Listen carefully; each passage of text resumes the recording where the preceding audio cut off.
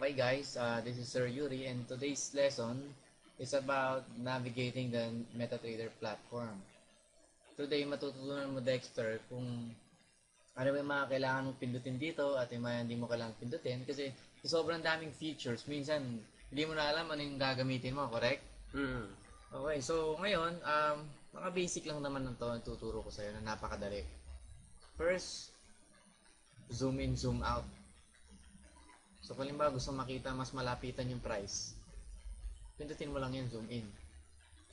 And kung gusto mo lumayo, zoom out mo lang. Okay? So yan, zoom in, zoom out.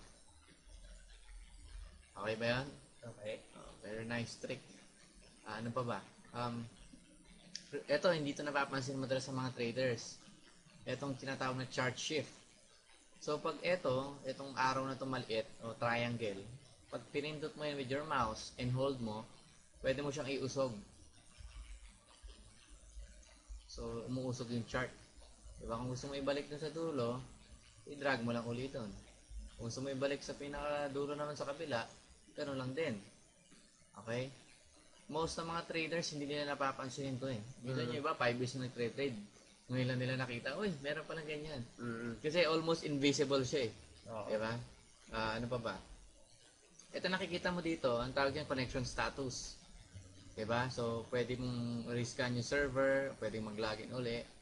Diba? Pag kinlik mo. Okay. Kung napapansin mo naman, ano ba tong line na to? Yung gumagalaw. Ayan yung live market price. Live market price. Oo. So, gumagalaw siya in the moment, right now.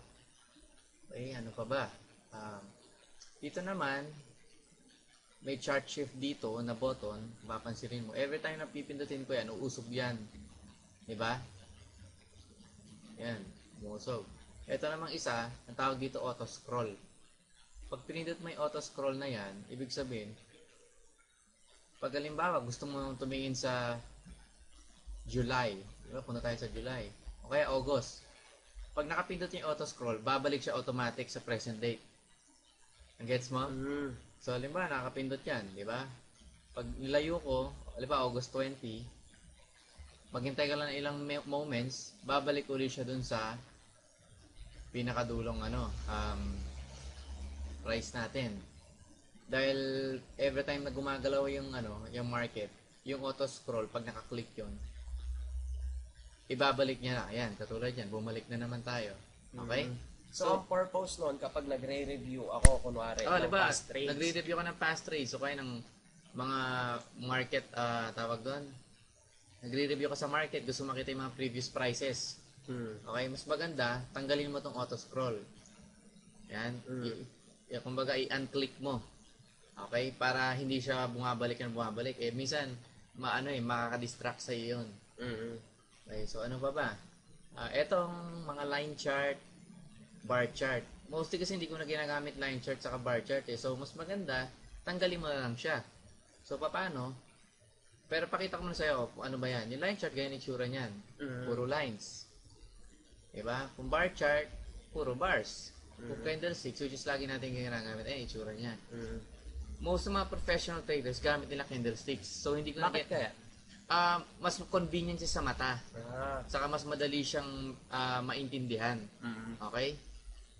So, tatanggalin natin ito kasi hindi natin ginagamit. Okay? Kailangan mo lang i-right click yan. Tapos punta ka sa customize. Tapos, yung bar chart, click mo yan, select, tapos remove. Yung line din, select mo yan, then remove. Then tapos, close mo. Yan. Ayun, wala na. Wala na. Okay? Ano pa ba? For example, etong mga nandito. Ito yung mga time frames, di ba? Pwede mo siyang iusog. All you have to do is lagay mo yung mouse mo dyan. Click mo, hold, tapos i-drag mo siya. Okay? Lilipat siya dyan. Madalas ako, prefer nilalagay yan dito sa bandang gilid. Yan, dyan sa gilid na yan. Okay? Para puro time frame lang nakikita ko dyan. Yan, pwede mo gawin yan. Tapos ito naman, gagawin ko, click-click ko to, usog ko banda dun sa dulo. para medyo maaliwalas yung chart ko. Ito naman, lilipat ko dito. Usually ganito ako mag-ayos, ganito ako mag-trade. Okay? So, nandito yung mga essential na mga tools mo. Ito yung periods, di ba? Same as time frames din yan. Dito mo sinesave yung template mo, which is natutunan mo nung unang time na tinuro ko sa'yo. Tapos ito naman, mga added features. For example, ito, yung cursor. Ito na yon. Okay? Itong cursor. Pag ito kinlik mo, tawag dito crosshair. Yung crosshair, ito yung pang-measure mo ng pips. O in other words, ito yung pang-measure mo kung magkano kinikita mo. O ilan bang, gano'n nakalayo ang na-move na market. So, kung gusto mo gamitin yan, pindutin mo lang yung crosshair, tapos itapat mo siya sa price. For example, gusto mo itapat siya dito, sa lowest point. Tapos, i-click mo, hold that click, tapos i-drag mo siya going up. Nakikita mo yung gumagalaw sa gitna na number. So, ayan tawag dyan, pips. 48, 49, 50, 51. So, kung gusto mo i-measure yung hanggang dito sa taas, ang candle na yan, 238 pips. Okay. So, ayan, pang-measure yan ng kinikita mo o ng pips sa market. Okay? Ayan ang crosshair. Ito madalas ginagamit ko dati, lalo pag na-excite ako dati pag kumikita ako. Kaya nang ginagamit ko pang sukat kung ilan na ba yung pips na kinita ko. So, pips equals money. Tama Oo. ba? Pips equals money, ganun yan. Okay? So, ano pa ba? Ito, vertical line naman. Minsan ginagamit dito ng ibang traders pang marker lang. Para ma-mark nila, ito, candle yan. Mga papalatandaan. Kung halimbawa, gusto mo gamitin, all you have to do is click that, ilagay mo sa isang area na gusto mo, let's say this one. Tapos kung gusto mo tanggalin, pwede mo pindutin backspace. Madi-delete na siya. Okay.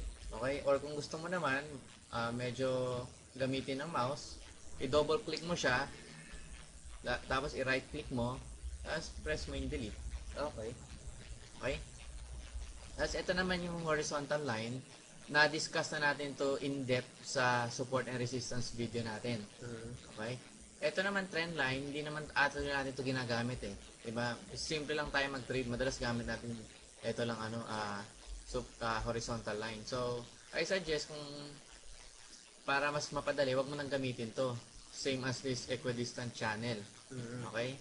So, ang ginagawa ko, dinidelete ko yan. Right click, customize, delete mo yung trend line, delete mo yung equidistant channel. Okay?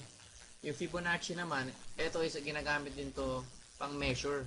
Katulad sa trades na matututunan mo, pwede mo ma-determine to kung nasan yung 50% na mas madali. So, halimbawa, kinlik mo yan, itatapat mo lang siya dun sa lowest or highest price, tulad yan, and may lumabas, di ba?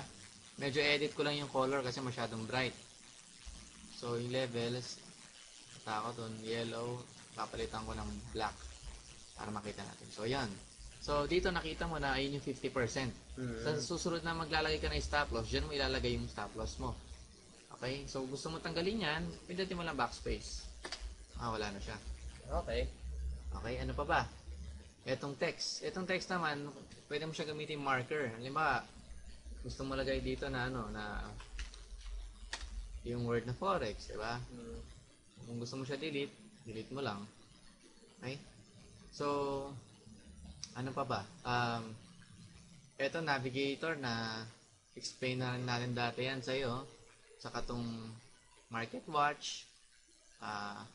Eto ring terminal. Alam mo na rin yan. Okay? And, I think that's about it. I hope, Dexter, meron ka natutunan for today. Yung simple navigation dito sa MetaTrader platform. Mas clear na ngayon kung anong nangyayari sa loob ng MetaTrader. Okay? So, I hope guys, meron din kayo natutunan dito sa lesson namin for today with Dexter. And I'll see you guys soon. Thank you very much.